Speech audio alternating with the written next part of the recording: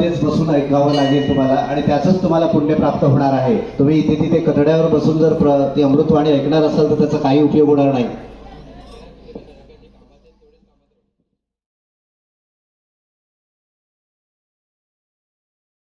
पूज्य स्वामींची अमृतवाणी आपण ग्रहण करणार आहोत आणि मग पुन्हा एकदा सांगतो की सर्वांनी मोबाईल बंद ठेवा, सगळीकडे शांतता ठेवा। मनोरंजनाचा कार्यक्रम बसल्याच्या आविर्भावात बसून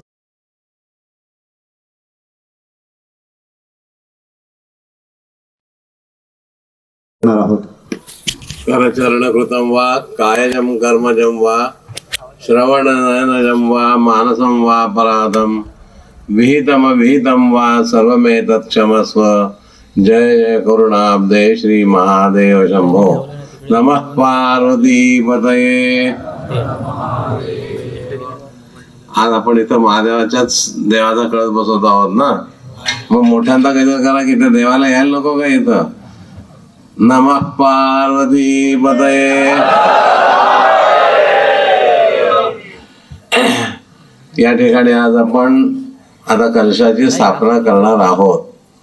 मुहूर्ताची वेळ यायची अजून थोडीशी, त्याकरता आता आपल्याला आधी त्या विधीचं काय महत्व आहे, त्याच्या आधी या देवाचं काय महत्व आहे। आपल्याला माहिती आहे की आपण 33 कोटी देव म्हणून आपल्याकडे समजतो। मुळात 33 कोटी म्हणजे 33वर 7 शून्य आहे का? 33 कोटी म्हणजे 33 प्रकार, कोटी हा शब्द प्रकार याला वापरला जातो, म्हणून 33 प्रकारचे देव आहेत, 11 रुद्र आहेत, 12 आदित्य आहेत, म्हणजे किती झाले? 11 आणि 12 23 झाले, 8 हे वसु आहेत, 31 झाले, आणि इंद्र आणि प्रजापती ह्या दोघांनी मिळून 33 आकडा होतो। या 3 याच्यात वर्गीकरण देवांचं केलं गेलेलं आहे। या ठिकाणी आम्हाला एक आश्चर्य असं वाटलेलं आहे की महादेवाबरोबर इथं महालक्ष्मी पण आहे आणि अन्य महाकाली पण आहे। हे सूत्र कसं काय जमवलंय? आद्य शंकराचार्याने त्या आता याच्यात काय झालं, याच्यामध्ये भक्तांची विभागणी झाली। माझी महालक्ष्मी आहे, लक्ष्मी कुणाला नको आहे का? सगळ्यांना पाहिजे। मग त्या लक्ष्मीनं काय काय साधतो? लक्ष्मीनं व्यवहार साधतो इथपर्यंत ठीक आहे, पण त्या जादा लक्ष्मीनं आपल्याला काय साधतं? काहीही साधत नाही। पहा तुम्ही पैसे भरपूर मिळवले, मिळवू नका असं म्हणत नाही, कारण हे मिळवायचंच वय आहे तुमचं, मिळवलं पाहिजे, बरोबर आहे, पण 2 नंबरनं मिळवू नका। मिळवायचं तर 1 नंबरनं मिळवा। याच्यामध्ये काय होतं, जादा जी लक्ष्मी येते ना ती आपल्या घरामध्ये आजारपणादी व्यवसाय घेऊन येत असते, रोग घेऊन असते। मागचा मार्गशीर्ष महिन्यामध्ये आपण जर गुरुवारी लक्ष्मीची पूजा केली असेल, पण ज्या वेळेला आम्ही नुसतं लक्ष्मीला बोलावतो त्यावेळेला ती तिच्या वाहनावर येते। काय आहे वाहन तिचं लक्ष्मीचं? ज्याला दिवसात दिसत नाही त्याला, ज्याला दिवसात दिसत नाही, फक्त रात्री त्याचा संचार चालू असतो, ते वाहन तिचं असल्यामुळं ती त्याला काय म्हटलंय, दिवांध असं त्याचे वाहन आहे। त्याच्यावरनं ती येत असल्यामुळं ज्याच्या घरी येते त्याला ती काय करते? मदांध करते। आम्ही लक्ष्मीला म्हणतो ती चंचल आहे, ती हे करते, पण लक्ष्मी खरोखर चंचल नाही। ती कशी आहे? ती पतिव्रता आहे, त्यामुळे त्या नारायणाला हाकलल्याशिवाय ती जात नाही। नारायण जिथं जोपर्यंत आहे तोपर्यंत ती लक्ष्मी त्या ठिकाणी राहतेच, कुठल्याही परिस्थितीत ती जाते का? नवऱ्याला सोडून पतिव्रता बाहेर जात नाहीत। पूर्वीच्या काळात एक नाटक सुद्धा होतं, मला नाव माहिती नाहीये त्याचं, पण नवऱ्यानं त्यावेळेला तिला बाहेर घातलं तरी सुद्धा ती गेलेली नाही, अशी त्या नाटकामधून एक कथा आलेली आहे। आता ही लक्ष्मी आपण बघितलं की आहे, भरपूर मिळवलेली आहे। त्याचा उपयोग काय होतो? आम्ही लक्ष्मीच्या द्वारानं औषधं खरेदी करू शकतो, पण स्वास्थ्य शरीराचं विकत घेता येतं का? फास्ट फूड विकत घेता येतं, पण भूक विकत घेता येते का? आम्ही घर बांधू शकतो, पण ते गृहसौख्य घेता येतं का? घेता येत नाही। आम्ही बेड्स घेऊ शकतो, पण ती झोप विकत घेता येते का? तुम्ही म्हणाले सगळं आमचं सांगायला लागलं, तुमचं काय? आमच्याही बाबतीमध्ये अशी वस्त्र घेता येतील, कमंडलू घेता येईल, दंड घेता येईल, पण साधुत्व विकत घेता येतं का? मग ती लक्ष्मी काय कामाची आहे का? विद्या विकत घेता येते, सर्टिफिकेट विद्या घेता येतात, पण विद्या घेता येईल का? अशा कित्येक गोष्टी त्या ज्यादा लक्ष्मीनं आपल्याला काहीही करता येत नाही, म्हणून तिच्या मागं आपण लागता कामा नये. जेवढं नशिबात आहे तेवढं आपल्याला मिळणार आहे, मग प्रयत्न करायचे नाहीत का? प्रयत्न अवश्य करायचे, पण मिळालं नाही म्हणून वाईट वाटून घ्यायचं नाही. हे पहिलं लक्षात घ्या. मी एवढं हे केलं खरं मला मिळालं नाही, कोण? तू करणारा करता तोच आहे, तर मग तू कोण असा प्रश्न येतो. त्यामुळे लक्षात घ्या की आपण त्या मागं लागू नये. मला आणखीन एक आनंदाची गोष्ट इथं दिसून आली की सांगितल्याप्रमाणे प्रत्येकाने या ठिकाणी विधीच्या वेळेला क्षौर केलेलं आहे. क्षौर केलं म्हणजे शेंडी राखली आणि बाकीचे केस काढले. ते सगळ्या या लोकांनी का करायचं असतं ते? ह्या विधीचा मूळ भाग लक्षात घ्या, म्हणजे लक्षात येईल आपल्याला हे का करायचं असतं. तर आपल्या शरीरामधल्या पेशी या सारख्या मरत असतात आणि नवीन निर्माण होत असतात. बाकीच्या अवयवातल्या पेशी, या मेलेल्या पेशी, आपल्याला कुठं जखम झाली की ज्याला इंग्रजीत पस म्हटलं जातं किंवा मराठीत आपण पू म्हटला जातो, त्या वाटाने त्या बाहेर फेकल्या जातात, टॉक्सिक म्हणून त्या बाहेर टाकल्या जातात. पण आपल्या हाडांमधल्या पेशी ज्या मरतात त्या बाहेर टाकणार कसं ते? मग त्या कशा वाटे टाकल्या जातात? तर त्या आपल्या नखांच्या वाटे आणि केसांच्या वाट्याने बाहेर टाकल्या जातात. ते मेलेल्या पेशी आहे ते नक्की की नाही, केसामधल्या आणि हाडामधल्या. कारण काय आहे? केस कापताना दुखतं का आणि नख काढताना दुखतं का? म्हणजेच या पेशी, ज्या मेलेल्या ज्या हाडामधल्या पेशी आहेत, ह्या दोन वाट्या आपल्या शरीरातल्या बाहेर टाकल्या जातात. हे विज्ञान आहे अलीकडचं, पण धर्मानं आधीच सांगून ठेवलेलं आहे. मग अशा मेलेल्या पेशी आपल्या बरोबर घेऊन असं चांगलं कर्म करावं का? म्हणून त्याकरता आपल्यामध्ये प्रत्येक चांगल्या कार्यक्रमामध्ये क्षौर करायला सांगितलेलं आहे. तुम्ही म्हणाल असं का? नदीवर जायचं असेल तरी सुद्धा क्षौर करायला सांगतात. तेही चांगलं काम आहे. गैरसमज आपला वाईट झालेला आहे, पण अंत्येष्टी नावाची ती इष्टी आहे, तर अग्नीला त्या देहाची आहुती दिली जाते. हे ते चांगलं नव्हे का हो काम? चांगलं काम आहे. मग आम्हाला बाजूला का बसवतात? असा पुन्हा पुढचा प्रश्न येतो. 10 दिवस पाळायला जातात असं का सांगतात? तर तुमचं जे पावित्र्य आहे ते बाकीच्यांच्या स्पर्शानं अपवित्रपणा येऊ नये एवढ्याकरता म्हणून आपल्याला 10 दिवस ते पाळायला सांगितलेलं आहे. असा धर्मसंस्कृती आपली इतकी प्रगल्भ आहे ना की त्याच्याकडे कोणीही चूक दाखवू शकत नाही. आता या ठिकाणी आपण बघत होतो की हे क्षौर झाल्यानंतर मग विधीला सुरुवात झाली. आपण विधी सगळ्यांनी बघितला असेल की या ठिकाणी पहिल्यांदा गणपती पूजन झालं, नांदी श्राद्धादी कर्म झालं ना, नांदी श्राद्धादी कर्म सगळं झालं. त्याच्यानंतर या देवतेला किंवा देवता आधी स्थापन असेल तर त्या कळसाला अधिवास केला जातो. अधिवास केला जातो म्हणजे काय होतं? पहिल्यांदा त्याला पाण्यात ठेवलं जातं, नंतर काढून धान्यात ठेवलं जातं आणि नंतर काढून त्यांना झोपवायचं असतं.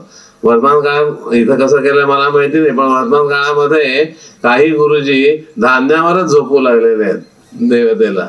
पण धान्यावर झोपवणं हे योग्य नाही, शास्त्रोक्त नाही. तिला तिचं जे काही आपण गादी वापरत असतो तिला गादी असावी, आपण घोंगडं वापरतो तिला घोंगडं ठेवलं देवतेला, असं तिला झोपवलं गेलं पाहिजे. याच्या मागे काय आहे विज्ञान लपलेलं? विज्ञान काय आहे बघितलं पाहिजे. ज्या वेळेला आपण त्याला पाण्यामध्ये ठेवतो त्यावेळेला थोडंसं, मला ते मराठीमध्ये बोलणं थोडंसं अवघड आहे, पण एक शब्द त्यातला जो डेन्सिटी हा शब्द आहे त्याचा मराठीकडे मला आता नक्की सांगता येत नाही.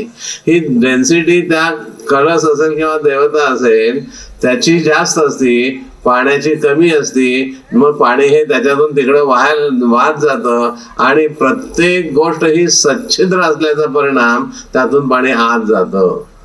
मग पाणी आत गेलं की ते पाणी आत त्या मूर्तीला म्हणा किंवा या कळसाच्या धातूला म्हणा काय परिणाम करतं? एवढ्या करता म्हणून पहिल्यांदा पाण्यात ठेवायला सांगितलेलं आहे आणि नंतर पाण्यातनं बाहेर काढलं की धान्यात ठेवायला सांगितलेलं आहे. आपल्याकडं पूर्वीच्या काळात, आमच्या वेळेत तर तसं होतं, इंजेक्शन देऊन फळ पिकवलं जात नव्हतं. पण काय केलं जात होतं? एखादा कच्चा पेरू असेल, चिक्कू असेल तर तो तांदळामध्ये घालून ठेवायचा म्हणजे तो पिकायचा. का पिकणं याचा अर्थ काय आहे, त्याला उष्णता मिळणं महत्वाची आहे, म्हणून त्याला धान्यामध्ये ठेवायला सांगितलेलं आहे. त्या मूर्तीला किंवा कळसाला धान्यामध्ये ठेवल्यानं काय होतं, जे पाणी त्यानं आत ओढून घेतलेलं आहे त्या पाण्याचा त्या धातूवर किंवा त्या पाषाणावर काय परिणाम होतो हे आपल्याला ते कळतं. म्हणून हा विधी कमीत कमी 3 तासांचा तरी करायला सांगितलेला आहे. एक दिवसानं हे पाण्यामध्ये ठेवावं, एक दिवस धान्यात ठेवावं, पण इतकी गडबड आपल्या मागं मुंबईकरांना वेळ मिळत नाही, म्हणून त्याने तो कमीत कमी एक प्रहर म्हणजे 3 तास तरी तो विधी केला गेला पाहिजे असं सांगितलंय, कारण त्याचे परिणाम आपल्याला लक्षात आले पाहिजे.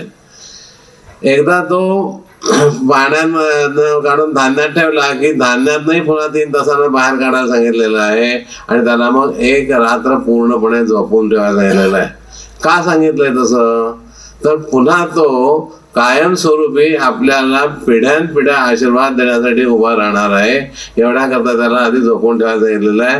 हे धर्म झाला. पण यातलं विज्ञान काय आहे, यातलं विज्ञान असं आहे की जे पाणी उष्णतेनं गरम झालं असेल ते सगळं काय बाहेर पडलंय का, बाहेर पडत नाही, कारण धान्यात ठेवल्यामुळं सगळंच काय बाहेर पडेल असं नाही. म्हणून झोपून ठेवत असताना त्याला पांघरून वगैरे घातलं की आत उष्णता तयार होते की नाही, आपण झोपल्यानंतर आपल्या अंगात तापतं की नाही, गरम होतं की नाही, तसं त्याही देवतेचं किंवा कळसाचं गरम होणं हे एक त्याचा भाग असल्यामुळं राहिलेलं पाणी त्यातून बाहेर पडतं आणि त्याच्या कार्यक्षमतेवर काय परिणाम होतो हे आपल्याला दिसून येतं. जर तो दगड म्हणजे आता मूर्ती असेल तर तो जर दगड किंवा पाषाण आहे तो जर मऊ पडला तर अशा देवाची तिथं स्थापना करावी का, करू नये. एवढ्या करता ह्या सांगितलेल्या परीक्षा आहेत. आम्हाला 2-4 ठिकाणी असे अनुभव सुद्धा आलेले आहेत. एक नगर जिल्ह्यामध्ये आपदूप नावाचं गाव आहे. ते राम सीता लक्ष्मणाच्या मूर्ती स्थापन करत असताना सीतामध्ये सगळ्यांना देवतेनं पाण्यात ठेवलेलं होतं. पाण्यात काढताना त्या सीतेचा हात निघून आला. का, तो दगड मऊ होता. एका ठिकाणी तुळजाभवानीचा प्रसंग होता, तिथं तर पूर्ण ती विरघळलीच गेली पाण्यामध्ये. असे दगडामधले अनेक प्रकार आहेत का, एक हुशार दगड, एक कमी हुशार दगड असा आहे का काय तर विचार करण्याची गोष्ट आहे की ह्या आपल्या धर्माला आत्ताचं विज्ञान हे सिद्ध करू लागलेलं आहे. म्हणून आपला धर्म हा सर्वश्रेष्ठ धर्म आहे हे लक्षात घ्या. आपला धर्म जर आपण सोडायला लागलो तर कशी गत होईल, तर गत अशी होती की काकडीनं समजा कारल्याचा गुण घेतला, कोण खातं का तिला, तशी आपली गत होईल. आपल्याला कोणी पुन्हा विचारणार नाही. एवढ्या करता आपल्या धर्मामध्ये राहणं आणि आपल्या धर्माचं पूर्ण पालन करणं हे आवश्यक आहे. आता तिथं जे निवेदक आहेत त्यांनी एक निवेदन करताना विषय सांगितला, शास्त्र सांगितलं. मला आनंद वाटला, म्हणजे इथं शास्त्र जाणणारे लोक आहेत त्याचाही आनंद आहे. त्यांनी सांगितलं की जे उंच आसनावर बसतील त्यांना त्याचा फायदा मिळत नाही. त्यांनी थोडक्यात सांगितलं, असं सांगितलं ना, फायदा मिळत नाही. पण याचं काय आहे त्याच्या मागं, कथानं काय आहे, फायदा मिळत नाही म्हणजे कथानं काय आहे त्याच्या मागचं, कसा प्रसंग कोणी केव्हा घडलाय का तसा. आपल्या सगळ्यांना माहिती आहे की गोपाल कृष्णानं अर्जुनाला रणांगणामध्ये गीता सांगितली, बरोबर आहे. ऐकली कोणी कोणी गीता, कोणी कोणी ऐकली सांगा. तुमच्या लोकांनी ऐकलेलं असणार, तुम्ही बोलायला पाहिजे ना. आम्ही काय सांगायचं हे कळण्याकरता तरी तुमच्या तोंडून आलं पाहिजे ना. कोणी कोणी ऐकली, संजयानं एक ऐकली दूरदृष्टीतनं, दूरदर्शनवरून, धृतराष्ट्राला ऐकवली, अर्जुनानं ऐकली, आणि कोण होतं तिथं,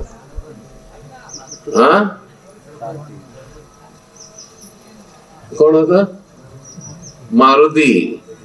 अर्जुन बैसला रथी कृष्ण सारथी, ध्वजावर बैसला मारुती. मारुती तिथं होता. आता इथं काय झालं, सांगणारा कृष्ण, ऐकणारा अर्जुन. अर्जुन कृष्णापेक्षा खालच्या आसनावर होता, पण मारुती मात्र कुठं होता. म्हणून काय झालं, गीता सांगून झाली की मारुतीने टुणकन उडी मारली आणि भगवंताचे पाय धरलेले आहेत. देवाला काय कळेना, म्हणून का पायानं उडी मारली आणि माझे पाय का धरतो, काय करेना. मारुती म्हणाला, मला याची शिक्षा काय आहे ते सांगा. कशाची? की वक्त्यापेक्षा श्रोता उंच बसला असेल तर त्याची शिक्षा काय आहे सांगा. हे त्यांनी विचारल्याबरोबर भगवंत म्हणाला सांगतो तुला शिक्षा. या अशा व्यक्तीला पुढचा जन्म हा पिशाच्याचा येतो. हे देवाने सांगितलं. देवा म्हणाला आता चूक झाली तर काय करू? तर त्यावेळेला देवाने त्याला प्रायश्चित्त घ्यायला सांगितलं. जी काही गीता तू ऐकलेली आहेस त्या गीतेवर तू भाष्य लिही. मग मारुतीनं त्या पिशाच्या अवस्थेत, मारुती पिशाच झाला नाही पण ती अवस्था काही काळ त्याला अनुभवावी लागली. त्या काळामध्ये त्यांनी काय केलं? गीतेवरचं भाष्य लिहिलं. आज तुमच्या आमच्या मनाच्या जोरावर आपल्याला ते भाष्य उपलब्ध आहे. गीता समजून घ्यायची असेल तर ते भाष्य आपण पाहायला हरकत नाही. पुण्यासारख्या ठिकाणी ते भाष्य विकत ग्रंथ मिळतोय. तो हा त्याच्यामध्ये येतो की जर त्या वक्त्यापेक्षा श्रोता उंच असेल तर त्याला काय होतं हे आता आपल्याला या गोष्टीतून लक्षात आलेलं आहे. आता या विधीमध्ये आपण त्याला बाहेर करून नंतर बसवायला दिलं. बसवल्यानंतर गुरुजी काय करतात? त्याच्यामध्ये प्राणप्रतिष्ठापना करतात. तर त्या देवाचं देवत्व त्याच्यात निर्माण केलं जातं. कळसामध्ये सुद्धा देवत्व निर्माण केलं जातं. म्हणून इथं एक महत्वाचा आणखीन धार्मिक प्रश्न येतो की ज्या वेळेला आम्हाला घरामध्ये अडचणी असतात, की ज्या वेळेला आम्ही भगवंताच्या दर्शनाकरता मंदिरात येऊ शकत नाही धार्मिक कारणाकरता, घरामध्ये एखादं सुखद बाळ जन्माला आलं असेल किंवा एखादी दुःखद घटना घडली असेल तर आपण 10 दिवस पाळतो की नाही. मग त्यावेळेला आम्ही धर्म इथं मंदिरात कसं येणार? मंदिरात येणं शक्य नाही. मग त्यावेळेला काय करायचं? तर त्यावेळेला धर्मशास्त्र सांगतं की ज्या गर्भगृहातल्या देवता आहेत त्याचंच अधिष्ठान हे कळसामध्ये निर्माण केलेलं असल्यामुळं मंदिराच्या प्रांगणाच्या बाहेर राहून कळसाचं दर्शन करावं म्हणजे आपल्याला देवाच्या दर्शनाचं फळ मिळतं. एवढ्या करता त्या कळसाची योजना केलेली आहे. आता असं आहे मग संन्यासीच का बसवावा लागतो? ते बसवण्याकरता संन्यासी का असावा लागतो? तर याचा एक विषय असा आहे की आपल्याकडं कोणतीही गोष्ट समतुल्यत्वाची असावी असं धर्मशास्त्र सांगतं. मुली देताना मुलाकडची परिस्थिती बघता का नाही? मुलगी करून घेताना आपल्यात तुल्यबळ आहे काय बघितलं जातं का नाही? कुस्तीमध्ये दोघंही एका ह्यातल्या गटातले आहेत का नाही बघितलं जातं का नाही? हे तुल्यबळ बघितलं जातं. परदेशी एखादा अतिथी राष्ट्रपती आपल्या भारतात येणार असेल तर त्याच्या स्वागताला कोण जातं? आपल्या देशाचे राष्ट्रपती स्वागताला जातात. तिकडचा पंतप्रधान येत असेल तर आपले पंतप्रधान त्याच्या स्वागताला जातात. आणि तिकडचा एखादा ऑफिसर येणार असेल तर त्या ग्रेडचा आपला ऑफिसर त्याच्या स्वागताला जातो. त्याला पंतप्रधान किंवा राष्ट्रपती जात नाही. म्हणजे तुल्यबळ असावं लागतं. तसं या कळसाच्या प्रतिष्ठापनेसाठी म्हणून तुल्यबळ असणारा संन्यासी तिथं अपेक्षित असतो. कसा हे आहे संन्यासी? कसा तुल्यबळ आहे? तर संन्यासाला निर्गुण निराकाराची उपासना सांगितलेली आहे, सगुणाची उपासना सांगितलेली नाही. मग इथं कळस हा कसा आहे?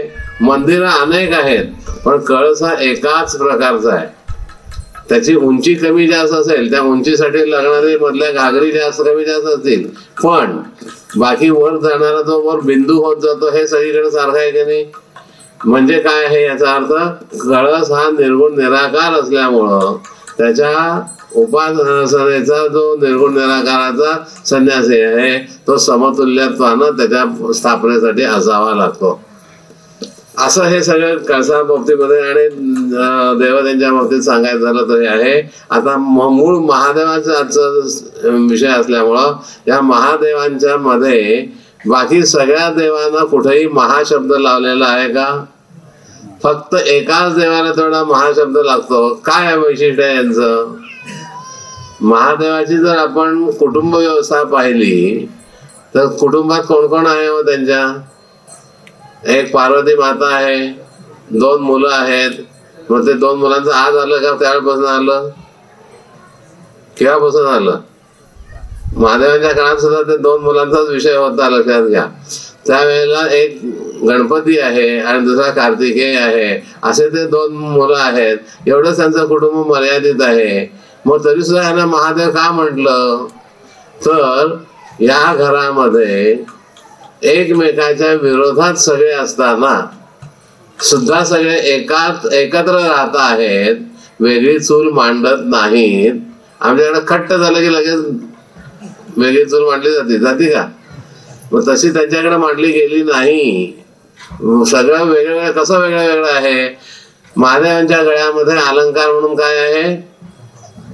लांबडी जनावर साप आहे, त्यांच्या गळ्यामधले अलंकार आहेत.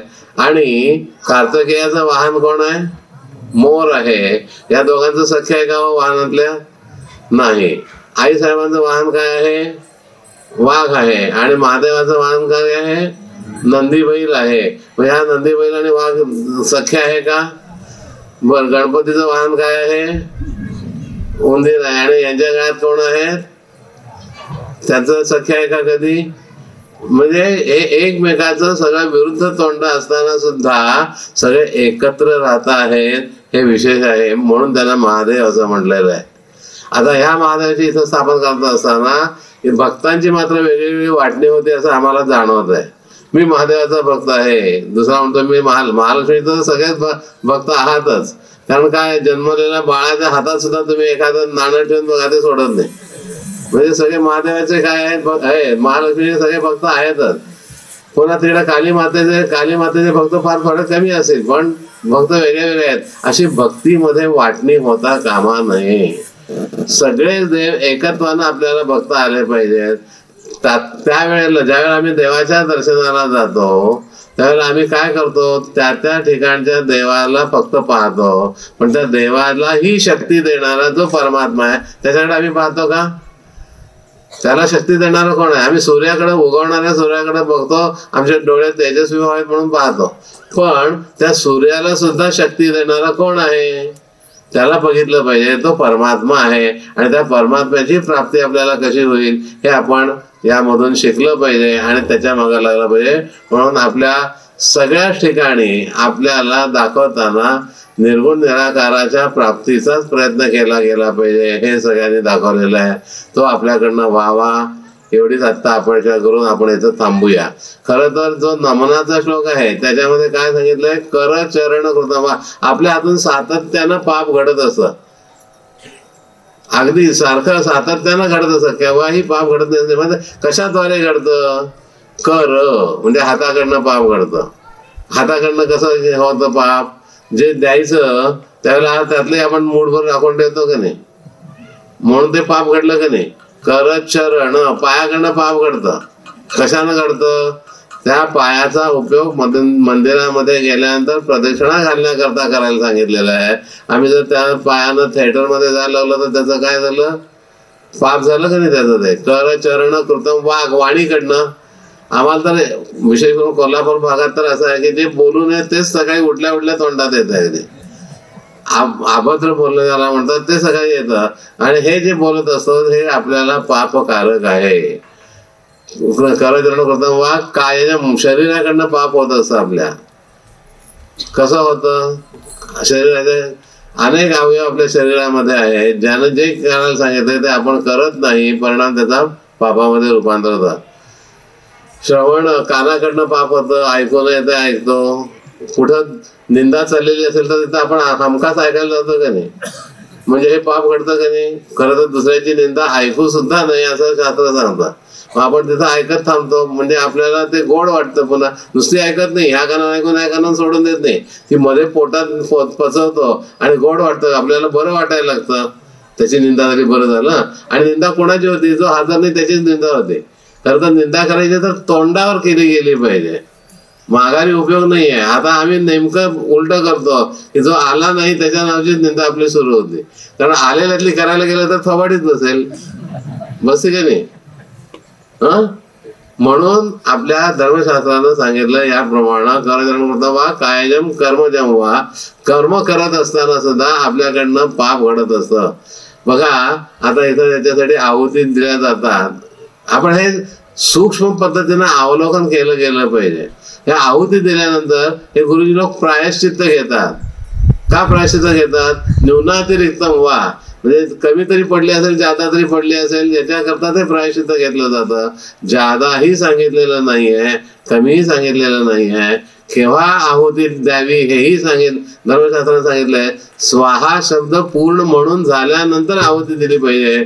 सला जर दिलं तर आपल्या आरोग्याचा नाश होतो, वला दिलं तर आपल्या ऐश्वर्याचा नाश होतो, हे असे नाश होतात. हला दिलं तर सुद्धा नाश होतो. म्हणून हे तीनही बाजूला ठेवून पूर्ण स्वाहा अंती जर आपण दिलं तर आपल्याला मात्र चांगलं फळ प्राप्त होतं असं धर्मशास्त्राने सांगितलेलं आहे. म्हणून आहुती देताना सुद्धा आपल्या हातून पाप घडतं. रामदास स्वामी म्हणाले, यथा सांगते कर्म काही घडे ना. जसं शास्त्राने सांगितलं तसं सगळं कर्म करायला होतंय का? तसं होत असतं तर याच्यासाठी मी अक्षता घालतो हे म्हटलंच नसतं ना. ते उपचार सगळे दिले असते, पण ते दिले जात नाहीत. म्हणून मग शेवटी अक्षतांचा पर्याय केला जातो. पण तो पर्याय आहे, तो मुख्य पक्ष नाही.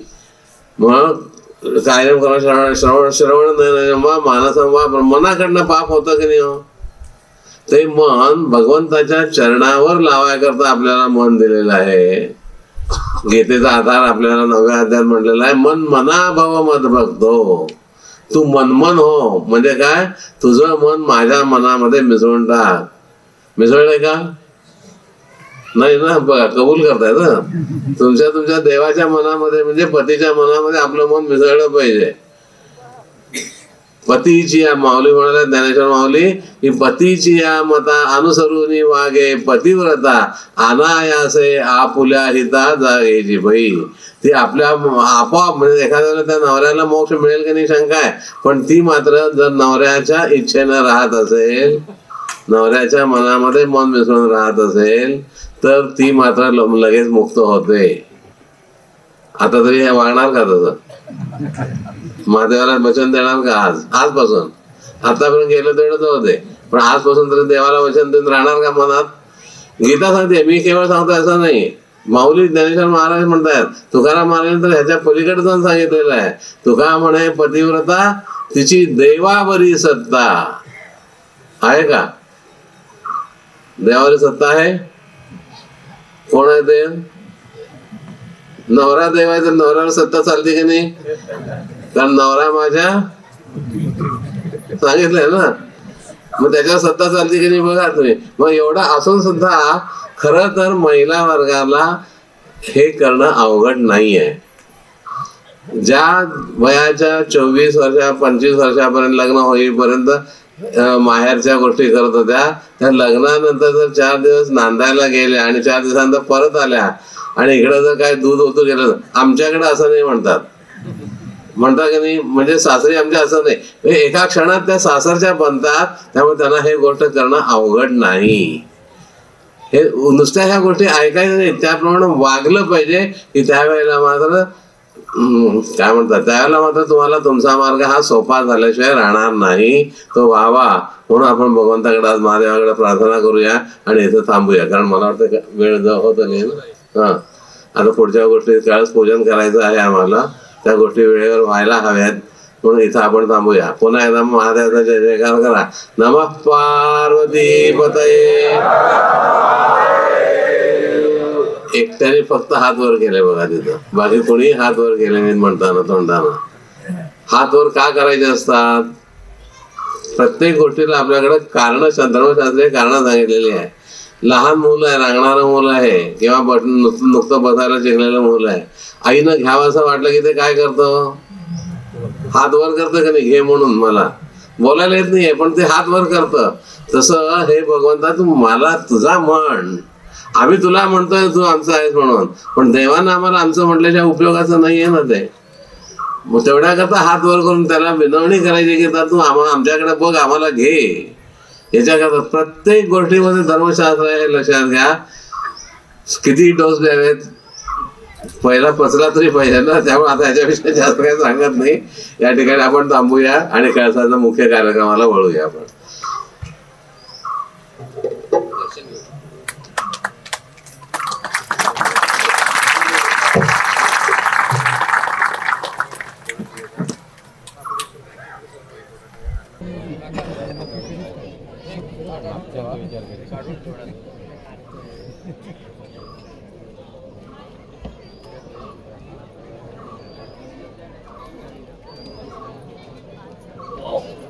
यासाठी सर्वांनी प्रयत्न करायचा आहे. आपण शांत राहा आणि दुसऱ्याला शांत राहण्यास भाग पाडा. स्वामींच्या पूज्य अर्पणाने आपल्याला या ठिकाणी जी ऊर्जा मिळणार आहे त्या सगळ्याचा लाभ घेण्यासाठी आपण सर्वांनी या ठिकाणी शांतता प्रस्थापित करणं फार महत्त्वाचं आहे. आणि म्हणून सर्वांनी पटापट दर्शन घेऊन आपापल्या जागी जाऊन थांबायचं आहे. बसण्याची उत्तम व्यवस्था केलेली आहे, त्या व्यवस्थेचा लाभ घ्या आणि सर्वांनी मंडळाला सहकार्य करा. आपलं कार्य आहे, आपण सर्वजण सहकार्य करत आहात पहिल्या दिवसापासून, नवे तर मागील 2-3 वर्षांपासून. आपल्या सर्वांचं स्वप्न होतं मंदिरांचे जीर्णोद्धार व्हावे आणि ते स्वप्न आज साकार झालेलं आहे. आणि ते साकार झालेलं स्वप्न आज आपण सर्वजण अनुभवत आहोत. आपल्याला ते भाग्य लाभलेलं आहे अनुभवण्याचं. आणि त्यासाठी मी विनंती करतो तुम्हा सर्वांना की आम्ही दिलेल्या सूचनांचं आपण पालन करावं. धन्यवाद.